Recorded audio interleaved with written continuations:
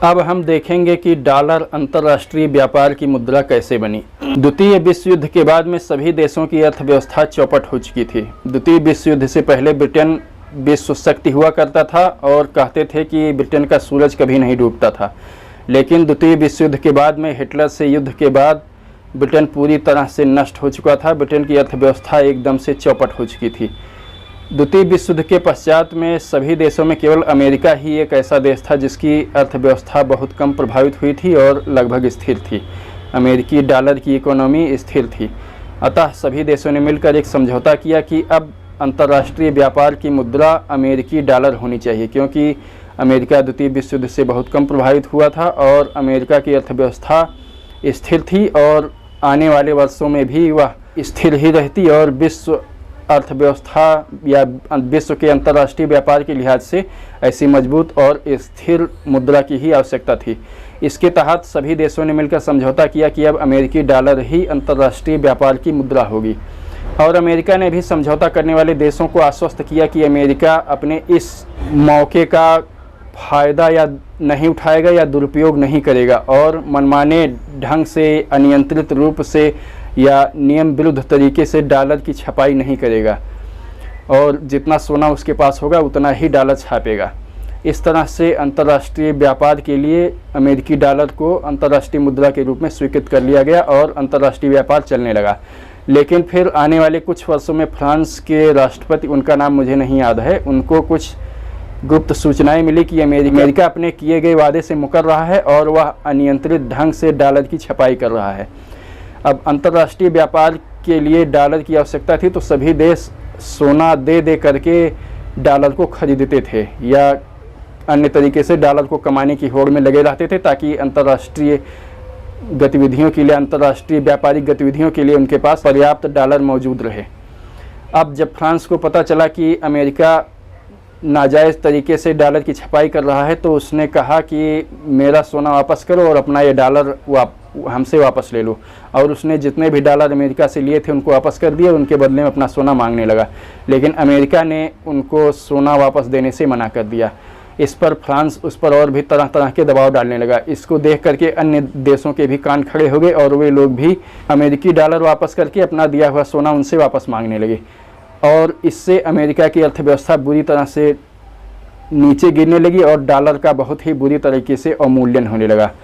तब अमेरिका ने कहा कि अब यह हमारा जो यूएस डॉलर है अब यह फिएट करेंसी है और इसका गोल्ड स्टैंडर्ड समाप्त होता है, मतलब यह केवल अंतर्राष्ट्रीय विनिमय का साधन है और इसके बदले में हम आपको कोई भी सोना या कोई भी अन्य मूल्य नहीं चुकाएंगे।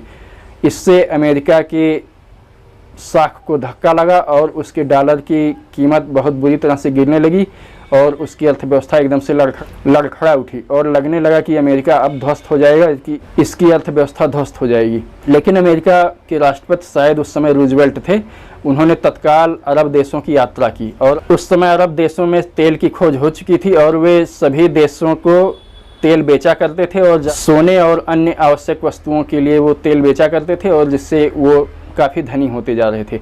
अमेरिका उनके पास गया और अरब देशों पर दबाव डाला कि अब से तुम किसी भी देश को संसार के तेल बेचोगे तो उसको डॉलर के बदले में ही बेचोगे, अमेरिकी डॉलर के बदले में ही बेचोगे। जब अरब देशों ने ऐसा करने से मना किया तो अमेरिका ने उनको धमकाया और जापान का उदाहरण दिया और इजराइल को उकसाकर अरब देशों पर हमला करवाने लगा और उनको कहा कि अगर तुम मेरा कहा नहीं मानोगे तो ऐसे हमले तुम पर बढ़ते जाएंगे और कोई तुम्हारी मदद नहीं करेगा, और अगर तुम मेरा कहा मानते हो तो तुम सुरक्षित रहोगे और मैं तुम्हारी सुरक्षा करूंगा। अब अरब देश डर गए और उनके पास कोई भी चारा नहीं था, इसलिए उन्होंने अमेरिका की बात मान ली और उन्होंने संसार के सभी देशों को तेल अमेरिकी डॉलर के बदले में देना शुरू कर दिया। इस तरह से जो अमेरिकी डॉलर एकाएक नीचे गिरते जा रहे थे वो फिर से अंतर्राष्ट्रीय चलन में आ गए और उनकी कीमत फिर से बढ़ने लगी और अमेरिका की गिरती हुई अर्थव्यवस्था एक तरह से फिर से सुदृढ़ हो गई और सभी देश फिर से अमेरिकी डॉलर कमाने में लग गए ताकि अपनी अंतर्राष्ट्रीय व्यापारिक गतिविधियों को और अपनी तेल की आवश्यकताओं को पूरा कर सकें। अब फ्रांस ने अमेरिका से कहा कि जो मैंने सोना पाने के लिए तुमको डॉलर वापस कर दिए थे, तुमने सोना नहीं दिया था तो वो डॉलर भी वापस कर दो। लेकिन अमेरिका ने निर्लज्जतापूर्वक वह डॉलर भी वापस करने से मना कर दिया और शायद फिर इंटेलिजेंस गतिविधियों के चक्कर में वो फ्रांस के राष्ट्रपति मार दिए गए थे किसी जहाज के द्वारा। इस तरह से हम देखते हैं कि अमेरिकी डॉलर अंतर्राष्ट्रीय व्यापार की मुद्रा बन गई और अमेरिकी डॉलर को छापने वाले कुछ लोग पूरी दुनिया पर कब्जा करके बैठ गए। और दुनिया को कैसे कब्जा में किया जाता है, कैसे नियंत्रित किया जाता है, इसके लिए 2-3 तरीके हैं। एक तो पहले था सैन्य बल भेज कर किसी देश को गुलाम बनाओ, लेकिन वह तरीका पुराना हो गया और उसमें बहुत खर्चीला और बहुत ही समस्या वाला था और उसमें बहुत ही श्रम और साधन समय सब कुछ लगता था, इसलिए वह तरीका इन लोगों ने हटा दिया। और फिर सैन्य बलबूते पर देशों को धमकाना, हथियारों के बलबूते पर धमकाना, गुप्तचर संस्थाओं या सेवाओं के द्वारा अपने हित साधना और देशों और लोगों को नियंत्रित करना, और मुद्रा के द्वारा लोगों और देशों को नियंत्रित करना। ये 4 तरीके हैं जिनसे ये अंतर्राष्ट्रीय लोग दुनिया के देशों और लोगों को नियंत्रित करते हैं। इंटेलिजेंस, मुद्रा, हथियार और सेनाएं, ये 4 हैं जिनके द्वारा ये लोग नियंत्रित करते हैं। और अब इधर एक नया आ गया, टीका या स्वास्थ्य के लिए दवाएं, फार्मा कंपनियां और टीका, इनके द्वारा अब मनुष्यों को नए तरीके से नियंत्रित करने का प्रयास किया जा रहा है। इस तरह से हमने देखा किस तरह से अमेरिकी डॉलर अंतर्राष्ट्रीय व्यापार की मुद्रा बनी।